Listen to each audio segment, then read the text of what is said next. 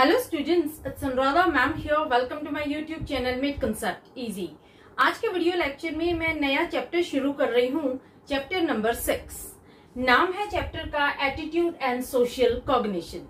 देखो 5 चैप्टर तक मैं ऑलरेडी वीडियोस अपलोड कर चुकी हूँ। एक 3rd चैप्टर मैंने अपलोड नहीं किया है, वो भी मैं बहुत जल्दी अपलोड कर दूंगी। आप कंटिन्यूटी में मेरे वीडियो लेक्चर्स देखते रहना ताकि पूरी साइकोलॉजी के कंसेप्ट आपको क्लियर हो जाए। देखो आज हम बात करेंगे सोशल कॉग्निशन की। सोशल कॉग्निशन में हम सोशल साइकोलॉजी को स्टडी करते हैं। सोशल साइकोलॉजी की एक ऐसी ब्रांच है जो इंडिविजुअल के बिहेवियर को इन्वेस्टिगेट करती है, स्टडी करती है कि किस तरह से ये सोशल एनवायरनमेंट में अफेक्ट होता है। देखो एक इंडिविजुअल जब अकेले परफॉर्म करता है तो उसको किसी तरह की कोई प्रॉब्लम नहीं होती, लेकिन जब वो सोशल पोजीशन में आता है, सोशल इन्फ्लुएंस में आता है, सोशल कंडीशन में आता है, तो उसका बिहेवियर अफेक्ट होता है। इसे समझने के लिए हम एक एग्जांपल लेते हैं। देखो सपोज आपको एक पोइम दी जाती है मेमोराइज करने के लिए और रिसाइट करने के लिए। अगर आप उस पोइम को इंडिविजुअली रिसाइट कर रहे हैं, अकेले रिसाइट कर रहे हैं, अपने घर पर उस पोइम को रिसाइट कर रहे हैं, तो आपको किसी तरह की कोई प्रॉब्लम अराइज नहीं होगी। लेकिन अगर आप स्टेज पर जाकर उस पोइम को रिसाइट करते हैं तो डेफिनेटली आपका परफॉर्मेंस इन्फ्लुएंस्ड होगा। वहां पर आपको कॉम्प्लेक्स सिचुएशंस अराइज होगी, वहां आप नर्वस फील करेंगे क्योंकि इस समय आप ये रियलाइज कर रहे हैं कि लोग मुझे सुन रहे हैं। तो वहां आप सोशल सिचुएशन में हैं। तो किस तरह से सोशल सिचुएशन में ह्यूमन का बिहेवियर अफेक्टेड होता है, ये आज के वीडियो लेक्चर में मैं आपको एक्सप्लेन करूंगी। कैसे इंडिविजुअल अपने बिहेवियर को मॉडिफाई करता है एज पर सर्कमस्टेंसेस, ये सब मैं आपको आज एक्सप्लेन करने वाली हूँ। तो सबसे पहले हम डिफाइन करेंगे सोशल साइकोलॉजी। सोशल साइकोलॉजी को आप कैसे डिफाइन करेंगे? It is a branch of psychology which studies how our behavior is affected by social environment। देखो सबसे पहले आपको सोशल साइकोलॉजी की डेफिनेशन क्लियर होनी चाहिए। सोशल साइकोलॉजी ये एक ब्रांच है साइकोलॉजी की जो स्टडी करती है, जो इन्वेस्टिगेट करती है कि किस तरह से हमारा बिहेवियर अफेक्ट होता है सोशल एनवायरनमेंट में। यानी जब हम लोगों के सामने जाते हैं तो किस तरह से हम नर्वस फील करते हैं। कई बार क्या होता है कि हम बहुत रिलैक्स फील करते हैं। तो ये डिपेंड करता है सिचुएशन पर, सर्कमस्टेंसेस पर कि किस तरह का बाहर का एटमॉस्फेयर है, किस तरह की सोशल सिचुएशन है। तो ये डिपेंडेंट होता है सोशल सिचुएशन पर, यहाँ बिहेवियर अफेक्ट होता है सोशल एनवायरनमेंट में। तो इसमें कुछ की पॉइंट्स हैं, वो मैं आपको एक्सप्लेन कर रही हूँ। पहला है इम्प्रेशन फॉर्मेशन। देखो इम्प्रेशन फॉर्मेशन में क्या होता है, जब भी हम सोशल सिचुएशन में जाते हैं तो हम लोगों से मिलते हैं। लोगों से मिलते हैं, उनकी क्वालिटीज को, उनके एट्रीब्यूट्स को हम ऑब्जर्व करते हैं। उनको ऑब्जर्व करने के बाद हम एक इम्प्रेशन फॉर्म करते हैं अपने माइंड में।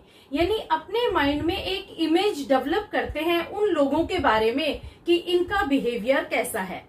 कई बार क्या होता है कि पर्सन के एक्सटर्नल अपीयरेंस को देखकर हम अपने इम्प्रेशंस बना लेते हैं। देखो एक पर्सन गुड लुकिंग है, चार्मिंग पर्सनालिटी है, वेल ड्रेस्ड है, तो हम किस तरह का इम्प्रेशन फॉर्म करेंगे कि ये पर्सन वेल मैनर्ड होगा, वेल एजुकेटेड होगा, वेल बिहेव्ड होगा, ये एक जेंटलमैन होगा।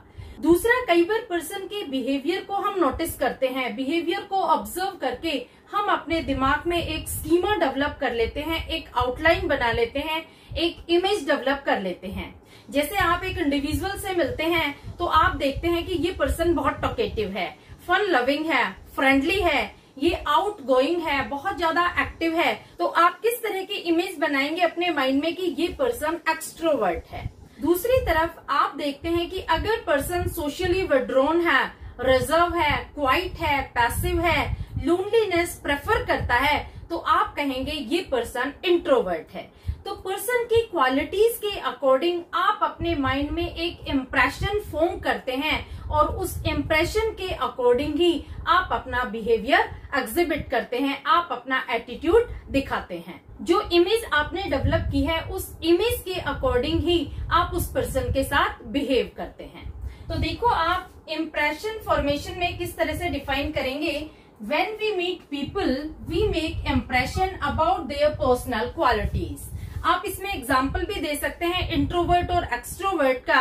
आप और भी एग्जाम्पल दे सकते हैं, जैसे पर्सन बहुत जल्दी एग्रेशन में आता है, बहुत ज्यादा डिप्रेस रहता है, तो आप कह सकते हैं ये पर्सन न्यूरोटिक है। तो ये डिपेंड करता है कि पर्सन की क्या क्वालिटी है, उस क्वालिटी के अकॉर्डिंग ही हम उसके बिहेवियर को जज करते हैं और अपने माइंड में इम्प्रेशन फॉर्म करते हैं। अब देखो, जैसा इम्प्रेशन हम अपने माइंड में फॉर्म कर लेते हैं, उसी इम्प्रेशन के अकॉर्डिंग हम उस पर्सन से बिहेव करते हैं। अगर हमारा इम्प्रेशन अच्छा है, हमने पॉजिटिव इम्प्रेशन फॉर्म किया है अपने माइंड में, तो उस पर्सन के साथ हमारा पॉजिटिव बिहेवियर होगा, अदरवाइज हमारा नेगेटिव बिहेवियर होगा। Clear? Next point is attribution. Attribution में क्या होता है कि हम पर्सन को कुछ कॉजेज असाइन करते हैं, उसके बिहेवियर को हम कॉज असाइन करते हैं कि इस पर्सन का जो ये पर्टिकुलर बिहेवियर है ये इस वजह से हुआ है। देखो, आपको एक एग्जांपल से समझाती हूँ। सपोज आपकी क्लास के एक बच्चे ने टॉप किया है और दूसरी तरफ एक बच्चा ऐसा है जो फेल हो गया, तो यहाँ पर आप उन दोनों बच्चों के बिहेवियर को कॉज असाइन करेंगे। जिस बच्चे ने टॉप किया है, आप कहेंगे ये तो ब्रिलियंट है, बहुत ज्यादा डिसिप्लिन था, ये हार्ड वर्किंग था, सिंसियर था, इसका तो हमें पता था कि ये अचीव करेगा हाईएस्ट रैंक। तो यहाँ पर जो आप कॉज असाइन कर रहे हैं ये अपनी मर्जी से असाइन कर रहे हैं। दूसरी तरफ जिस बच्चे ने फेलियर अचीव किया है उसके लिए भी आप कॉज असाइन कर रहे हैं कि ये बच्चा तो नोटोरियस था, ये बिल्कुल भी फोकस्ड नहीं था, ये कभी भी पढ़ाई नहीं करता था, अटेंटिव नहीं था, ये हमेशा टाइम वेस्ट करता था। तो यहाँ पर आपने नेगेटिव कॉज असाइन कर दिए उसके बिहेवियर के साथ। तो एट्रीब्यूशन में यही होता है कि जैसा पर्सन का बिहेवियर एग्जिबिट होता है, जैसा पर्सन का बिहेवियर हम ऑब्जर्व करते हैं, उसके अकॉर्डिंग ही हम अपनी मर्जी से उसे कॉज असाइन कर देते हैं। तो आप एट्रीब्यूशन में कैसे लिखेंगे? We assign causes to persons behaviour after forming impressions. पहले हम इम्प्रेशन फॉर्म करते हैं और बाद में हम उसे कॉज असाइन करते हैं। अब देखो, नेक्स्ट पॉइंट आता है एटीट्यूड। देखो, एटीट्यूड में इम्प्रेशन फॉर्मेशन और एट्रीब्यूशन इन दोनों का ही लीड रोल होता है। यानी जब भी आप अपना एटीट्यूड बनाएंगे किसी पर्सन के बारे में, तो सबसे पहले आप एक इम्प्रेशन फॉर्म करेंगे।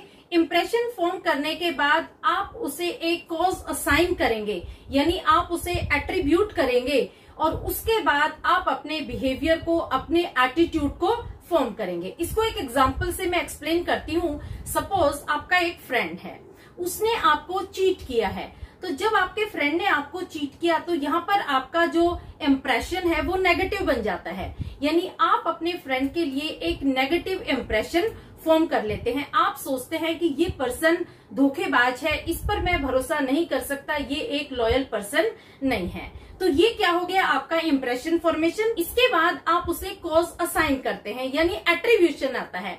आप उस टाइम को याद करते हैं जब पहले उसने आपके साथ चीट किया था, यानी पहले भी वो आपके साथ एक चीटिंग कर चुका था, आप उसे इग्नोर कर रहे थे, उसने आपके दूसरे फ्रेंड को भी चीट किया है, यानी आप यहाँ कॉज असाइन करते हैं कि इसका तो बिहेवियर चीटिंग बिहेवियर है, ये तो है ही ऐसा पर्सन। तो यहाँ पर आपने जो एट्रीब्यूशन दिया वो एक चीटर की क्वालिटी उसको एट्रीब्यूट कर दी।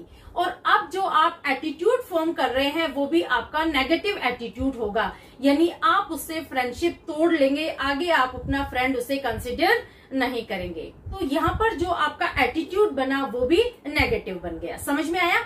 तो देखो, एटीट्यूड जब बनता है तो सबसे पहले इम्प्रेशन फॉर्मेशन होता है, उसके बाद एट्रीब्यूशन होता है, और फाइनली आपका एटीट्यूड बनता है। वो पॉजिटिव बनता है या नेगेटिव बनता है वो डिपेंड करता है पहले के दोनों पॉइंट्स पर। तो एटीट्यूड में दोनों पॉइंट आएंगे, impression formation plus attribution. Clear? अब देखो, नेक्स्ट पॉइंट आता है सोशल कॉग्निशन। सोशल कॉग्निशन में क्या होता है कि तीनों ही चीजें एक साथ आती है।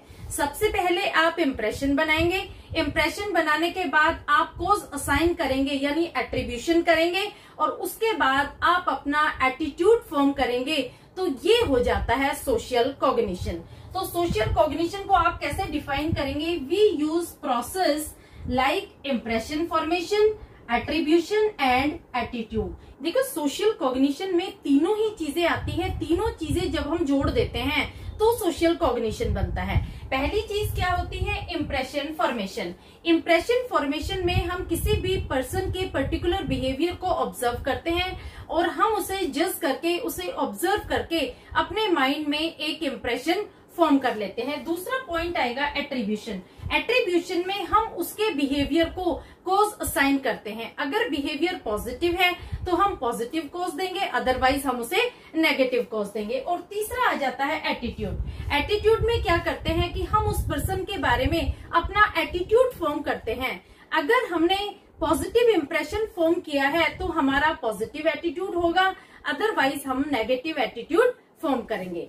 और जब हम इन तीन चीजों को जोड़ देते हैं तो बन जाता है हमारा सोशल कॉग्निशन। तो क्लियर हुआ आपको सोशल कॉग्निशन? सोशल कॉग्निशन एक ऐसा प्रोसेस है जिसमें तीनों ही एक्टिविटीज परफॉर्म की जाती है। क्लियर? अब नेक्स्ट पॉइंट आता है स्कीमा। देखो स्कीमा क्या होता है? Social cognition is activated by cognitive units. Schema क्या होती है? स्कीमा एक आउटलाइन होती है, एक इमेज होती है जो हम किसी पर्सन के बारे में अपने दिमाग में डेवलप कर लेते हैं। जैसे स्कीमा हम बनाएंगे अपने दिमाग में, वैसा ही हमारा सोशल कॉग्निशन होगा। समझ में आ गया? तो सोशल कॉग्निशन डिपेंड करता है स्कीमा पर। तो सोशल कॉग्निशन आपको क्लियर हो गया होगा। देखो जब आप सोशल कॉग्निशन डिफाइन करेंगे तो आप इम्प्रेशन फॉर्मेशन, एट्रीब्यूशन और एटीट्यूड, इन तीनों को डिफाइन करना तो बहुत अच्छा इम्प्रेशन पड़ेगा आपके एग्जामिनर पर। क्लियर? अब हम देखते हैं सोशल फैसिलिटेशन। सोशल फैसिलिटेशन में क्या होता है? Improvement in performance in front of others.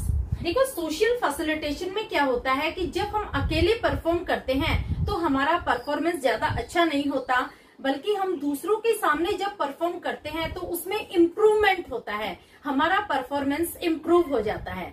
इसको एक एग्जांपल से देखते हैं। देखो अगर आप अकेले दौड़ते हैं तो आप धीरे दौड़ेंगे, लेकिन अगर आप किसी रेस कंपटीशन में दौड़ रहे हैं तो आप बहुत तेज दौड़ने की कोशिश करेंगे, क्योंकि यहाँ पर आपके परफॉर्मेंस को इवेल्युएट किया जाएगा।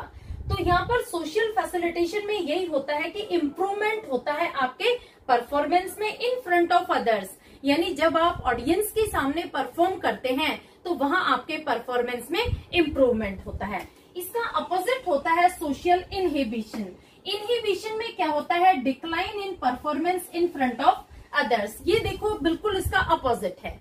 जैसे अभी पिछला वाला एग्जांपल लेते हैं, आपको पोइम रिसाइट करने के लिए बोला जाता है तो आप अकेले में बहुत अच्छे से पोइम रिसाइट करेंगे, बल्कि जब आप ऑडियंस के सामने जाते हैं रिसाइटेशन के लिए, पोइम को रिसाइट करने के लिए, तो वहां आप भूल जाते हैं पोइम की लाइंस को। सोशल इनहिबिशन में यही होता है कि आपका परफॉर्मेंस ऑडियंस के सामने, दूसरों के सामने डिक्लाइन हो जाता है, जबकि आप अकेले परफॉर्म करते हैं तो अच्छा परफॉर्म करते हैं। जैसे इसका एक और एग्जांपल ले लेते हैं। आप स्पीच कंपटीशन में जा रहे हैं, आपने स्पीच बहुत अच्छे से तैयार की है, जो कंटेंट है आपको बहुत अच्छे से तैयार है, लेकिन जब आप ऑडियंस के सामने बोलने जाते हैं स्पीच को तो आप कंटेंट को भूल जाते हैं। तो इसे हम सोशल इनहिबिशन में दिखाएंगे।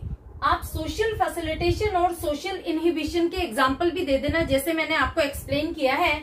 नेक्स्ट पॉइंट आता है prosocial behaviour. Prosocial behaviour में क्या आएगा? Helping others who are in need and distress. देखो प्रो सोशल बिहेवियर में क्या होता है कि आपका पॉजिटिव बिहेवियर होता है, आपका हेल्पिंग नेचर होता है, आप लोगों की हेल्प करते हैं जिनको हेल्प की रिक्वायरमेंट होती है, जो लोग डिस्ट्रेस में होते हैं, जो परेशानी में होते हैं, तो वहां आप उनकी हेल्प करते हैं।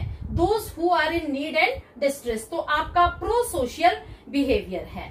अब देखो जब सोशल फैसिलिटेशन और प्रो सोशल बिहेवियर को कंबाइन कर देते हैं तो आपका बन जाता है सोशल बिहेवियर। सोशल बिहेवियर में क्या आएगा?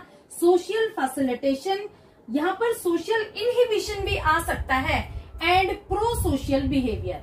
देखो प्रो सोशल बिहेवियर और सोशल फैसिलिटेशन, अगर आपके अंदर ये दोनों ही क्वालिटीज हैं तो आपका सोशल बिहेवियर पॉजिटिव है। अगर आपके अंदर सोशल इनहिबिशन है और आपका प्रो सोशल बिहेवियर नहीं है, यानी आप हेल्पफुल नेचर के नहीं हैं, तो आपका नेगेटिव बिहेवियर होगा। यहाँ पर आपका सोशल बिहेवियर नेगेटिव हो जाएगा। समझ में आया? सोशल बिहेवियर में क्या क्या आता है, सोशल बिहेवियर में इन दोनों को हम कंबाइन कर देते हैं। ये सोशल फैसिलिटेशन और सोशल इनहिबिशन ये तो दोनों एक ही हैं, इनके साथ हम प्रो सोशल बिहेवियर को जोड़ देते हैं। तो यहाँ पर दोनों तरह का बिहेवियर एग्जिबिट होता है, पॉजिटिव भी और नेगेटिव। तो आपके सोशल बिहेवियर को फाइंड आउट करने के लिए हमें सोशल फैसिलिटेशन लेना पड़ेगा और दूसरा आपका प्रो सोशल बिहेवियर लेना पड़ेगा। अगर आपके अंदर सोशल फैसिलिटेशन की क्वालिटी है, दूसरा आप प्रो सोशल बिहेवियर भी एग्जिबिट कर रहे हैं, यानी आप हेल्पिंग नेचर के हैं, फ्रेंडली नेचर के हैं, तो यहाँ पर आपका फाइनली सोशल बिहेवियर पॉजिटिव है। लेकिन अगर आपका सोशल इनहिबिशन है और दूसरा आपका प्रो सोशल बिहेवियर भी नहीं है, तो यहाँ पर आपका फाइनली जो सोशल बिहेवियर होगा वो होगा नेगेटिव। समझ में आया? अब देखो एक पॉइंट और आता है, social context influences individual by social behaviour and social cognition. अब देखो सोशल कॉन्टेक्स्ट को हम कैसे डिफाइन करेंगे कि एक इंडिविजुअल को सोशल सिचुएशन कैसे अफेक्ट करती है, कैसे आप सोसाइटी में बिहेव करते हैं, तो उसके लिए आपके सोशल बिहेवियर को चेक किया जाएगा और सोशल कॉग्निशन को। सोशल बिहेवियर में क्या आएगा, सोशल फैसिलिटेशन और प्रो सोशल बिहेवियर, और सोशल कॉग्निशन में आपको मैंने जैसे पहले एक्सप्लेन किया था ये तीनों पॉइंट आ जाएंगे, इम्प्रेशन फॉर्मेशन, एट्रीब्यूशन और सोशल कॉग्निशन। तो इन सबको चेक करने के बाद ही फाइनली बताया जाएगा कि आपका सोशल बिहेवियर कैसा है और आपका सोशल कॉग्निशन कैसा है। क्लियर? तो आज इस वीडियो लेक्चर में मैंने आपको सोशल कॉग्निशन के बारे में एक्सप्लेन किया है। नेक्स्ट वीडियो लेक्चर में मैं आपको एटीट्यूड के बारे में बताऊंगी। होपफुली आपको सोशल कॉग्निशन समझ में आ गया होगा। Please like it, subscribe it and share it to your friends.